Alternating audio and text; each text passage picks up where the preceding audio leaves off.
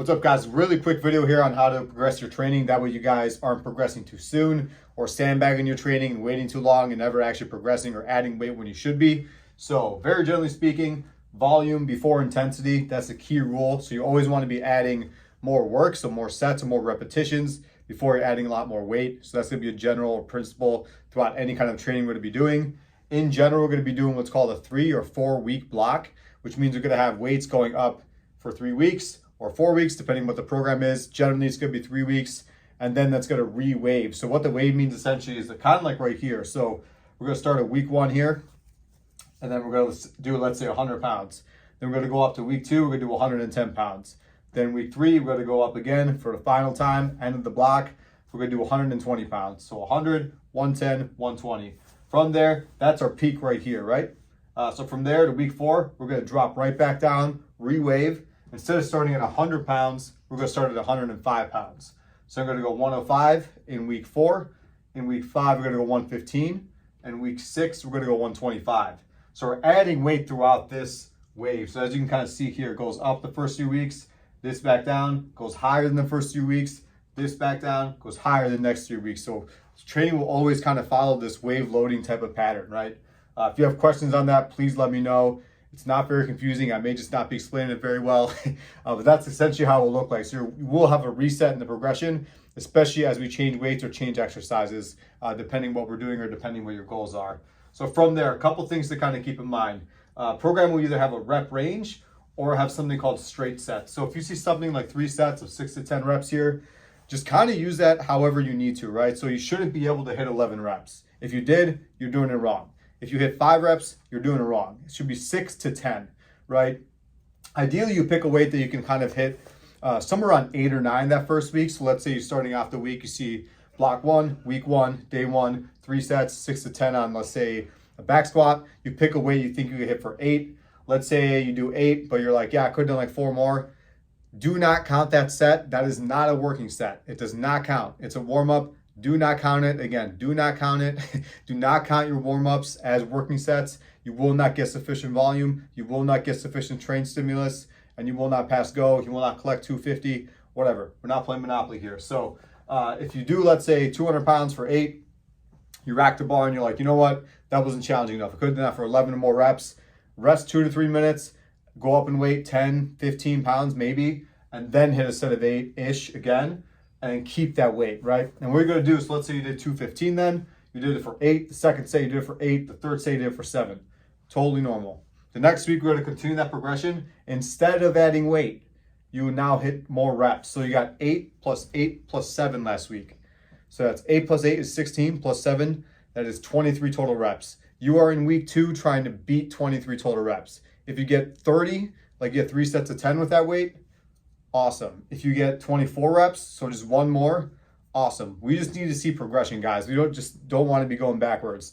And the good thing about the rep ranges too, if you're having a crappy day, maybe you got 8, 8, 7 that first week. That second week, let's say you had bad sleep, your girlfriend broke up with you, you fought a homeless guy on the way to the gym, you're really tired now. So now maybe you're gonna do, instead of 8, 8, 7, if you're tired, fatigued, beat up, whatever, just auto-regulate, right? Keep their weight, but now just do 6, 6, 6. And that way you can kind of like manage your energy and your training and your recovery a little bit better on your own. And that's where we kind of check in and we modify if needed. Or sometimes you're just weaker. That's totally fine, guys. You can't really be going linearly straight up and down, adding weight every single week. If you did that, if you added 5 pounds each week, you'd be squatting 1,000 pounds in at least 4 years, which is insane. That's not how it works, right? And so keep that in mind. So rep range, always add reps for adding weight. If you feel good, definitely add weight. If the weight starts to get sketchy, and this is with good form, right? With good form, always with good form. This is not like throwing your back into a curl and almost breaking your spine in half trying to get the rep up and you got 10. This is with good form. Moving on, so straight sets. That's something like 4 sets of 6 where you see there's no rep range. It just says 4 sets of 6. Try to use the same weight. For these, what you're gonna do the first week, so block 1, let's say, it's going to be an RPE, or rating of perceived exertion, of 6 to 7, meaning when you're done with the set, you're going to feel like you could have done 3 or 4 more reps. Awesome. With good form. Again, with good form. So let's say you do a back squat, you do 200 pounds, do a set of 6. You're like, yeah, you know, I could have done like 3 more. Keep it. Do all 4 sets. Usually the third set will feel the best. perfectly normal. By the fourth set, if you're feeling good, add weight, you know, but only add on the last set, not the first one, not the second one, not the third one. Just find a weight that you can stick with. Again, if you're coming up in weight, you do a set of 6, you're like, I could have done more than 3 or 4 reps, do not count it. That is not a working set. You will not get results sandbagging your training like that. It should still be difficult. If you have 3 to 4 reps left in a tank, that is still a really hard set, especially if you're doing things correctly and you're a high level performer, like your technique is really good. So keep that in mind. What you're gonna do from there, let's say you do 200, set 1, 200, set 2, 200, set 3 in that week 1. And then set 4, you're like, you know what? I'm feeling a little frisky. Let's try 210. You do 210, you do for 6, RPE 8. Let's say you had like 2 left in a tank, right? Next week, you go to 205 or 210, depending how you're feeling.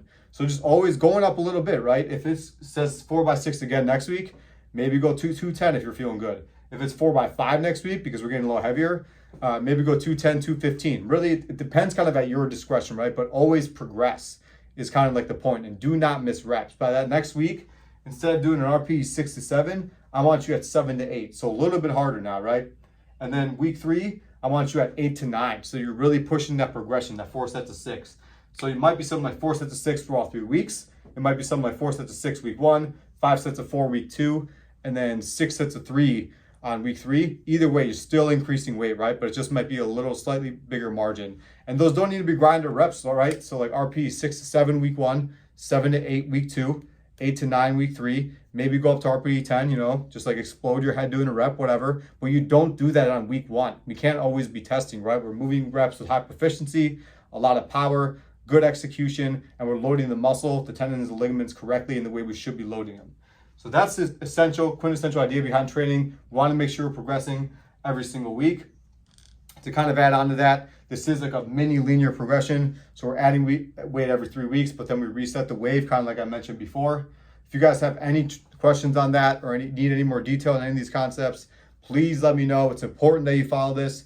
If you do not follow these things, you should not expect results, because this is the way that programs are written. Peace out.